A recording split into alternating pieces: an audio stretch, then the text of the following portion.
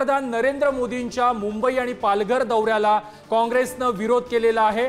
राजकोटमधील शिवरायांचा पुतळा कोसळल्याप्रकरणी मोदींनी माफी मागावी अशा प्रकारची मागणी काँग्रेसनं केलेली आहे आणि मुंबईमध्ये ठिकठिकाणी काँग्रेसकडून आंदोलनं केली जात आहेत। वर्षा गायकवाड यांच्या नेतृत्वामध्ये आधी धारावीमध्ये नंतर दादरच्या शिवाजी पार्कवरती देखील आंदोलन करण्यात आलेलं आहे।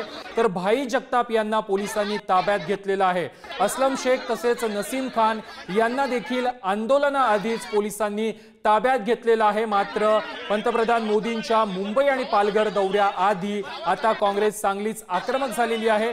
मुंबईतील कार्यक्रम आटोपून आता मोदी पालघरच्या दिशेने रवाना झालेले आहेत। मात्र काँग्रेसची मुंबईमध्ये आंदोलनं सुरूच आहेत।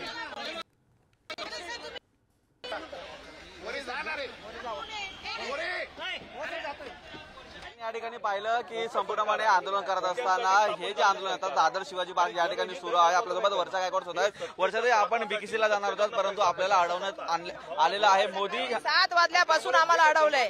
पोलीस स्टेशनला बघा कार्यकर्त्यांना अडवलेले आहे। गेले आमचे काही कार्यकर्ते पोहोचले तरी सुद्धा बीकेसीला।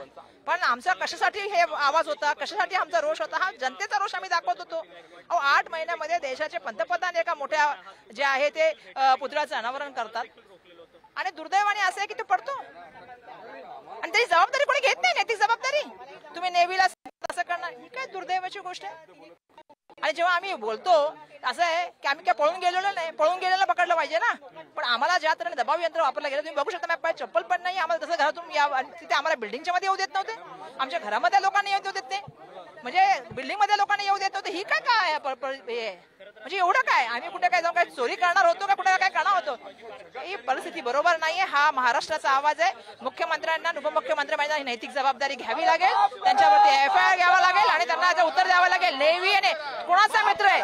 बाबासाहेब आंबेडकरांच्या संविधानानं तो आम्हाला अधिकार दिलाय। लोकशाहीमध्ये आम्हाला तो अधिकार आहे आंदोलन करण्याचा। आणि ज्या पद्धतीने आम्हाला दाबण्यात आलं, त्या ठिकाणी तिथे थांबवण्यात आलं आणि इतकी फौज एका महिलेच्या मागे, म्हणजे आश्चर्य, किती घाबरलेलं सरकार आहे। त्यामुळे निश्चितपणे नरेंद्र मोदीजींकडे मागणी करतो की तुम्ही माफी मागितली पाहिजे महाराष्ट्राच्या जनतेची। आणि हे जे एकनाथ शिंदेजी आणि देवेंद्र फडणवीसजी जे भ्रष्टाचाराच्या शिखरावर उभे आहेत, त्यांच्या वरद असताना हा भ्रष्टाचार झालेला आहे, त्यांच्यावरती एफआयआर दाखल झाला पाहिजे, अशी देखील आमची मागणी आहे। असलम शेख आपल्या सोबत आहेत। सर, या ठिकाणी तुम्हाला देखील अडवणूक करण्यात आली, परंतु कुठेतरी आंदोलनाचा तुमचा अधिकार असताना तो अधिकार या ठिकाणी पूर्ण करून दिलेला नाहीये। मोदी हे आता महाराष्ट्रात आहेत, परंतु मालवणात जावे अशी मागणी आहे का? असं आहे, कायदा व सुव्यवस्था या राज्यात राहिली आहे का? डेमोक्रेसी या राज्यात राहिली आहे का? खुलेआम जे आहे धमक्या देण्याचं काम होत आहे, खुलेआम जीवाशी मारण्याची धमकी देत आहेत। महाराजांच्या संदर्भामध्ये जे मुघल करू शकले नाही, मरून गेले मुघलांनी प्रयत्न करून, ते काम या सरकारने करून दाखवलेलं आहे। कधी हिंमत झाली नाही मुघलांची की महाराजांचा कधीही खाली करायचं। यांनी पुतळा पाडून हे दाखवून दिला की जे त्यांनी नाही केलं हे करून दाखवलंय। या लोकांना लाज वाटली पाहिजे। या जनतेशी जगात त्यांनी माफी मागितली पाहिजे। ते माफी नाही मागता तुम्ही धमक्या देण्याचं काम चालू करत आहेत।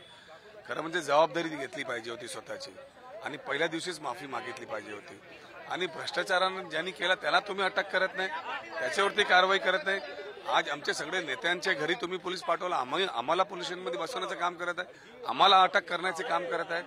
ही देश आणि राज्याची जनता बघत आहे। तुम्ही कितीही इलेक्शन पुढे ढकला, ही राज्याची जनता तुम्हाला माफ करणार नाही। त्या ठिकाणी आदित्य ठाकरे गेल्याच्या नंतर त्या ठिकाणी नारायण राणे आहेत, ते स्वतः आलेले होते आणि त्यांनी जो संपूर्ण विरोध आहे तो दर्शवलेला आहे। कसं बघता या भूमिकेकडे? चॅनलवाल्यांना धमकी द्यायचं, लोकांना धमकी द्यायचं, पोलिसांना धमकी द्यायचं, पोलिसांचा मनोबल तोडायचं, या सरकारला हीच कामं राहिलेली आहे। या पोलिसांना तर पाहिजे तशी मंचावरून धमक्या देण्याचं काम होत चाललंय।